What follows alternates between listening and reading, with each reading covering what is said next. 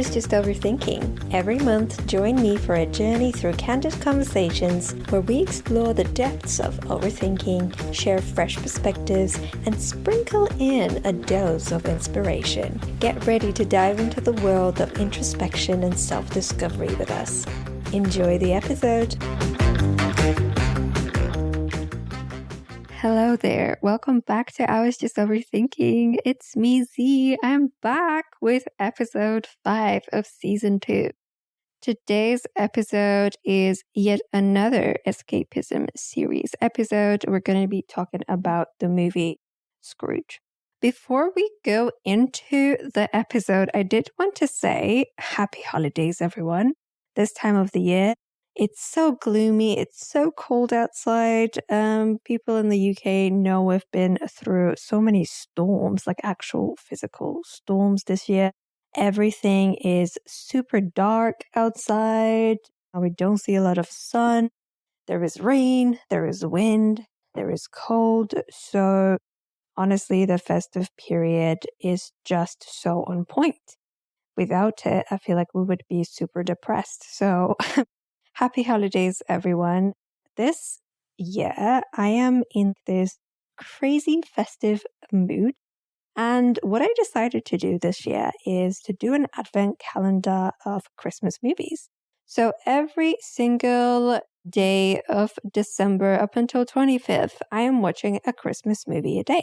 And that is exactly how this episode came about. It was one of the movies I watched, and I found it incredibly inspirational. And we'll get into the depths of the whole movie and why I really loved it. But one thing I would definitely recommend doing this December, this festive season, is do an advent calendar of something you genuinely enjoy. It doesn't have to be Christmas movies, right? People get advent calendars of a bunch of things, right? Like some people put an effort and do gifts for like the 25 days of December. Some people have like special calendars that have chocolates on them for each day. My point is, honestly, this period, this season of the year, again, it's so cold, it's so depressing out that you just have to make a celebration out of every day. And I feel like that's a lesson to carry throughout the year, not just during the coldest part of the year. But honestly, my biggest recommendation, something that I've learned this year through experience, is that it feels like nothing really matters. Maybe it's my existential crisis that I've been having for the last couple of months. I feel like nothing matters. All you can do is do your best to actually make it matter every day for you. Enjoy every day, make celebrations, like just celebrate every day in every way possible. And I think the best time to start doing this is this season. It's the Christmas time. It's the festive period. It's just so warm, not exactly warm, but this period of the year is just time to reflect, time to celebrate, time to be grateful, time to look on the brighter side.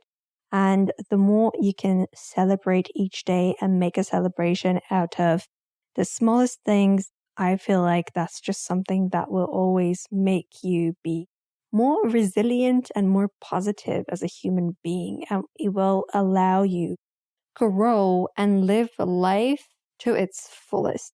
I digress, but I felt like that was such an interesting and important thing to share with you guys, because the reason why I did an advent calendar of Christmas movies was simply because I felt so burnt out the end of this year, fully burnt out, fully tired, and just zero energy. And I thought to myself, you know what? I am stepping into December and I am doing something every day that just makes my mood slightly better each day. And honestly, it has really worked.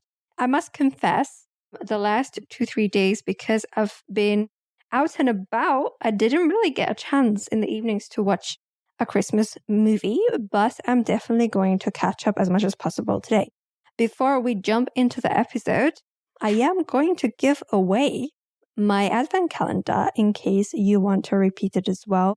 Obviously, I'm going to give you all of the movies that I've planned to watch, and it's totally up to you which ones you want to watch or if you even want to watch any of these. But I thought instead of you going and researching what is out there, you can try my list and let me know if you like any of these movies. And by the way, not all of these movies I've seen. So we are kind of taking it a day at a time and seeing what we really like. So here is my list of 25 Christmas movies. And actually, sorry, I have to make a little caveat. It's not probably actually 25 because I have considered that in the middle of this month, it's my birthday. Some of the weekends I missed because I know that I'm going to be busy. So still, I think it's just a good list of bunch of movies. Whenever you get time or you get bored, definitely watch them and get into the festive spirit. The list starts with Die Hard. Scrooge is the one that I watched on 2nd December, and we are going to discuss it today. Elf, Love Actually, Violent Night, which is available on Netflix, I believe, and I did watch it, didn't find it super fun. Serendipity, Miracle on 34th Street, Home Alone. Today is 8th December, so today is Home Alone Day, but I do have those 3 movies that I didn't get a chance to watch, so I'll see what I'll do. I might catch up with my backlog on my commuting this week, but we'll see. After that, we've got Home Alone 2, Xmas, Jack Frost, Deck the Halls, The Polar Express, Last Christmas, L'étrange Noël de Mr. Jack. I think that one, I'm not sure. I feel like I just probably Googled a bunch of Christmas movies and I think it came up as like one of the top ones. So let's see. I need to make sure that I pronounced that correctly. So, L'étrange Noël de Mr. Jack is The Nightmare Before Christmas. Anyway, it will be fine. Then we've got It's a Wonderful Life, The Shop Around the Corner, and that's it. That's the list of Christmas movies I've got. And I am so much looking forward to watching all of these. And let's see, maybe it will give birth to another Escapism series episode, but you will definitely know which one I really liked because the chances are I will speak about it on an episode. Right, let's jump into the actual episode, which is about the movie Scrooge. As usual, we're going to start with a little bit of a synopsis. The 1951 film Scrooge, it is also known as A Christmas Carol, is a British adaptation of Charles Dickens' classic novella. It stars Alistair Sim in the iconic role of Ebenezer Scrooge, a miserly and cold-hearted businessman who despises Christmas and lives a life of greed and selfishness. The story unfolds on Christmas Eve when Scrooge is visited by the ghost of his former business partner, Jacob Marley. He warns him of the dire consequences of his unkind ways. Marley tells Scrooge he will be visited by 3 spirits, the ghosts of Christmas past, present, and yet to come.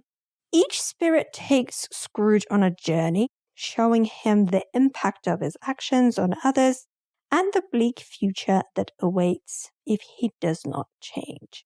Through these experiences, Scrooge sees the joy and generosity he has shown, the suffering he has caused, and the grim fate of dying alone and unloved. Deeply moved, Scrooge undergoes a profound transformation. On Christmas morning, he wakes up with a newfound joy and resolves to embrace kindness and generosity, becoming a beloved figure in his community.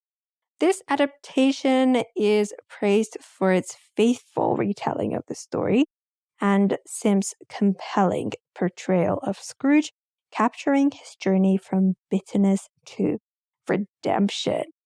Honestly, Scrooge, obviously it's a 1951 film. Obviously it's an old movie. And I feel like there's loads of people that I know, and I know this from experience, that just a lot of people just don't like old movies. I kind of see the point. I kind of see sometimes why that is.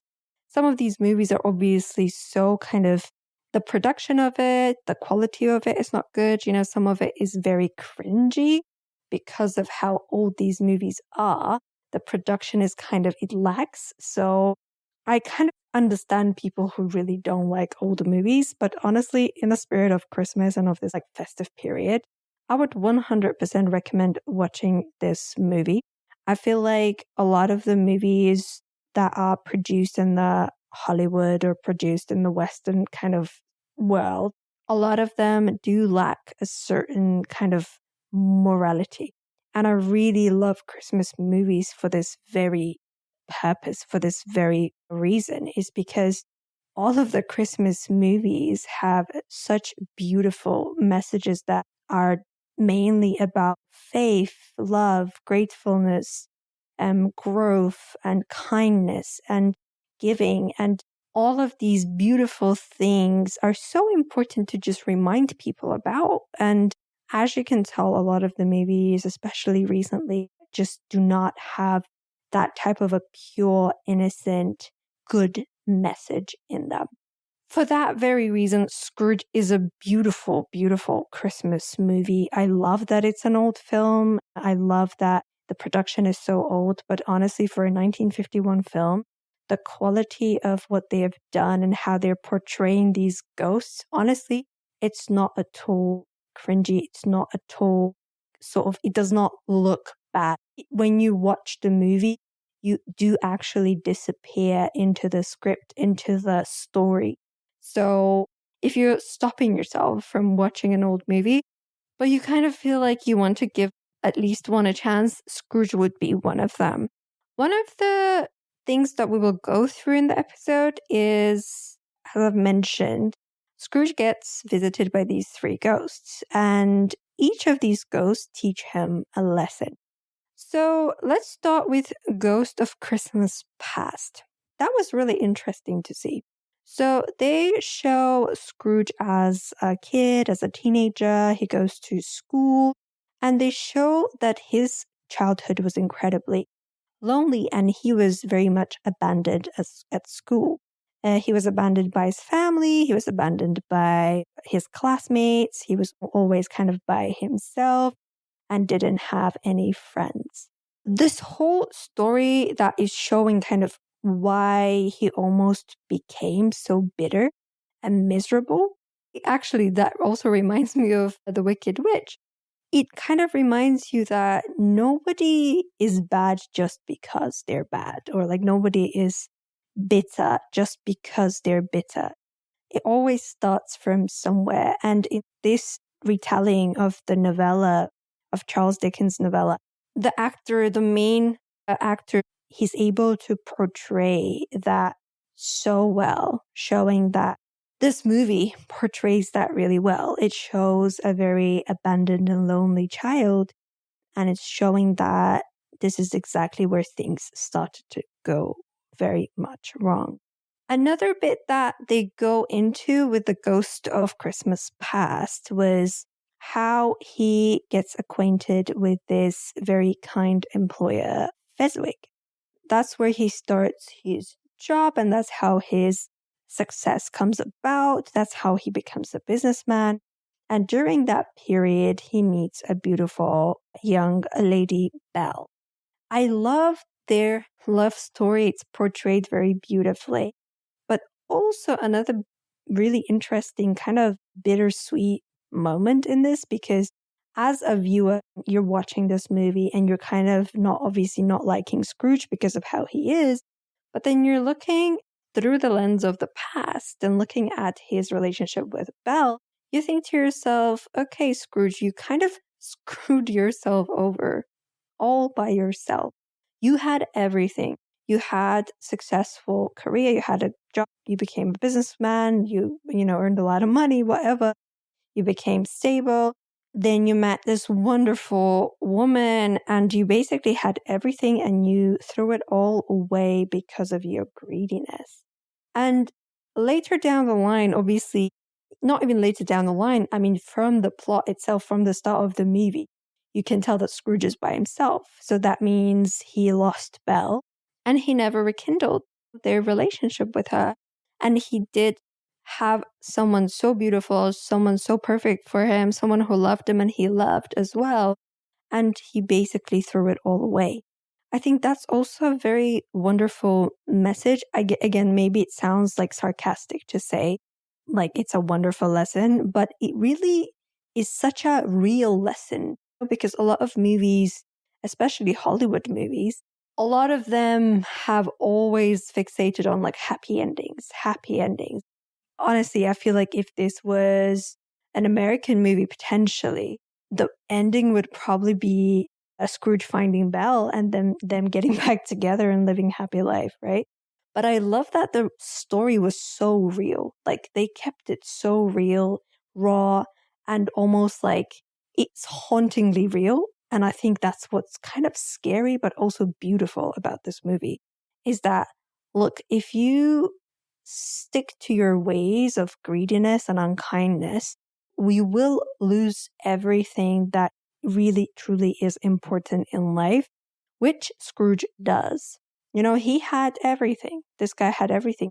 And he ruined his relationship with Belle and he fixated on the wrong things in life. And she never came back and she will never come back. And I think that is such a important lesson for all of us is that nothing is granted in this life.